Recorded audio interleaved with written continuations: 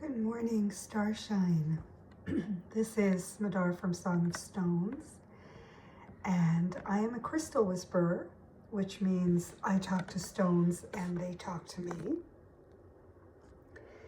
And the stones that we're singing this week, and by the way, when they're talking to me, they're also talking to all of us. I bring through their messages for all of us. And the crystals that have been singing so beautifully are these beautiful hematite crystals with a gorgeous glitter. I call them glitter crystals, and you can see why. Perhaps the glitter doesn't come 100% through the video. I think you have to just move it a little bit to see the way the light moves and plays with the crystal. But when you see them in person, you will understand why I call them glitter crystals. And you might already get an idea of why, just by seeing them in the static position. So these guys are hematite. They're a specular hematite. I wish they had a better name, which is why I called them glitter crystals, because that really speaks more to the heart of how they show up in the world. Sometimes their scientific names are not so sexy. So if you've never seen specular hematite before, it's really something to be in their presence. They have the familiar dark metallic appearance, and then this beautiful silvery shimmer. When it catches the light, it seems to just sparkle. And there are two types of this hematite here. The one on the left is specular hematite, pure and simple, one crystal. The one on the left, on the right, excuse me, is the specular hematite resting on smoky quartz. And it's really quite something. They almost look like they're little jackets, little sparkly evening coats, sitting on this beautiful smoky quartz. And when I sat with them, when I stayed with this crystal, there's something that you see about hematite. Well, there's the familiar of what we know of hematite, but then when I sat with it, when I listened, what I got was a deeper knowing. And then as I allowed that deeper knowing as I sat with that deeper knowing, something even more came from it. A story almost began to emerge. And the first thing that came to me, the first whispers of this crystal, was that they are here to connect us to bloodlines. I mean, hematite is a stone of blood.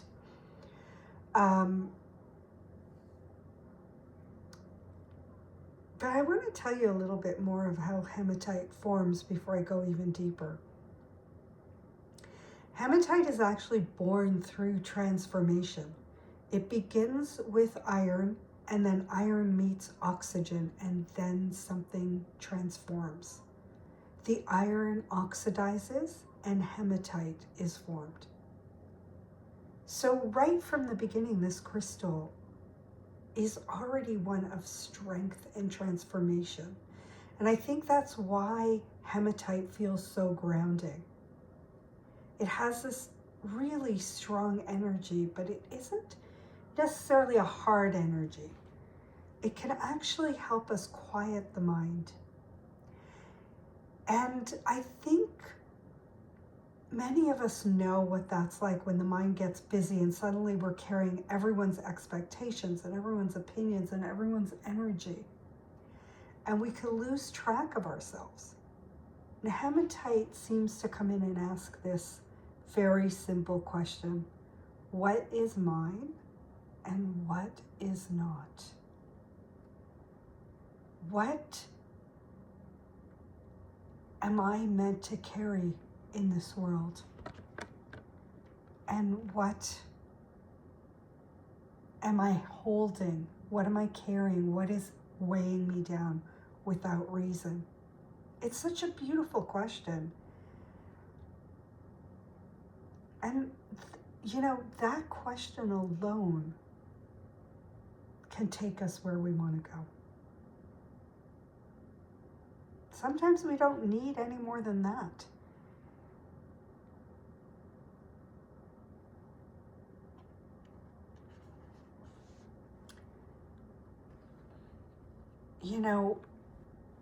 Hematite just speaks to this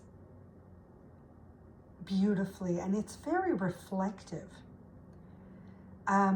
It made me think about how sometimes we need something just to reflect back to us what doesn't belong to us. The expectations, the projections, the things we've unconsciously taken on from other people. Hematite can help us come back to ourselves. And there's something else that if you've worked with hematite, even in the name, you know that it has a connection to blood. Its name comes from the ancient Greek word haima, if I'm saying it right, which means blood or blood-like. And there's a little secret hidden inside the stone. Hematite can look silvery black on the outside, but if you scratch it across a hard surface, it leaves a red streak. So, underneath that dark metallic exterior is this beautiful red essence. And it made me think about blood in another way, not just the blood that moves through our body, but blood as lineage, as inheritance, as the invisible thread connecting one life to another. And I found myself wondering, what's been given to me? What belongs to me? What wisdom am I meant to carry forward? And what was never mine to carry at all? And that felt like a really profound exploration.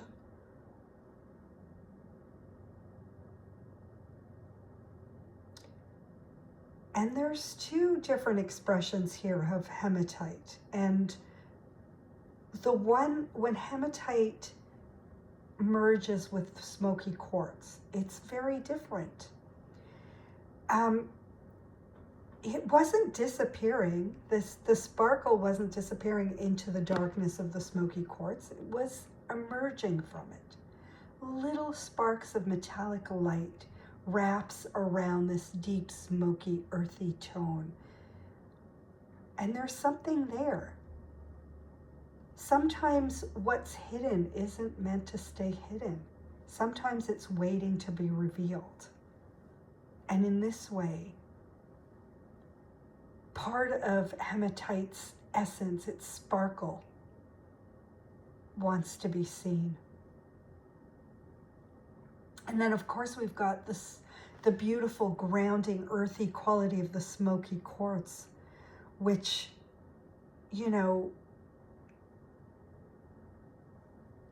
has this clearing and protecting energy.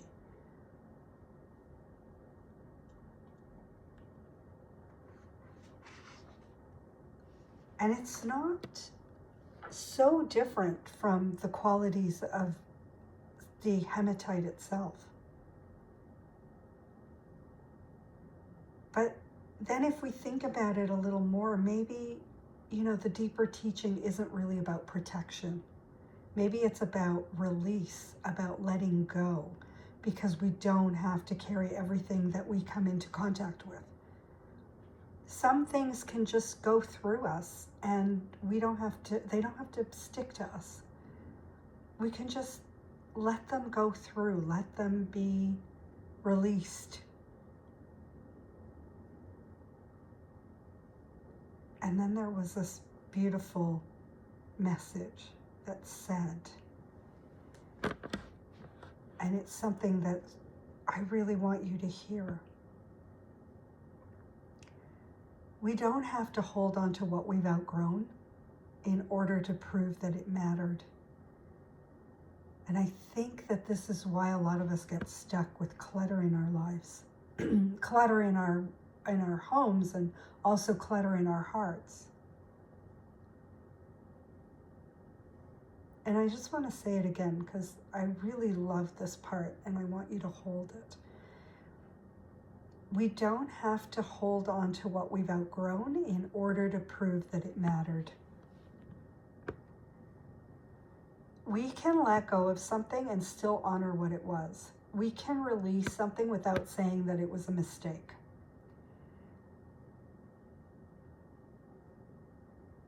And then we can look at these two different forms of hematite shining in front of us right now.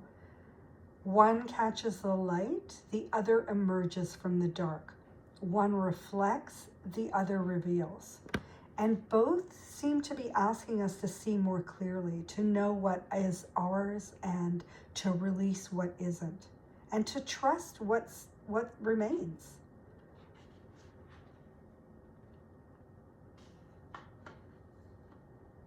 And that's really their song in this moment, because, we can sit with them tomorrow and get another song, another wisdom, another message.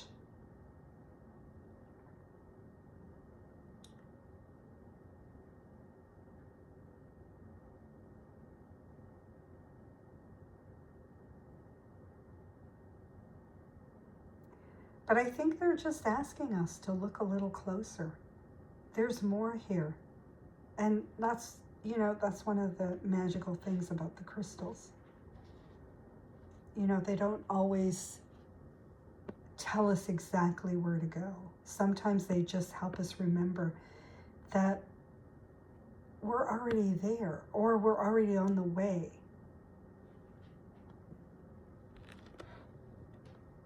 And thank you for sitting here with me and exploring these beautiful stone beings, and for listening.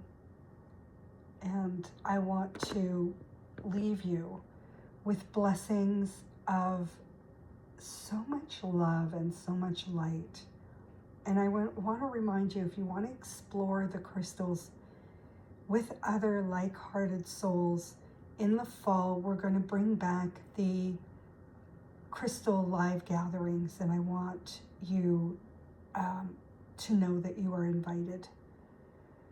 And if you're part of our crystal community, if you're receiving the Sunday Sparkle emails, you will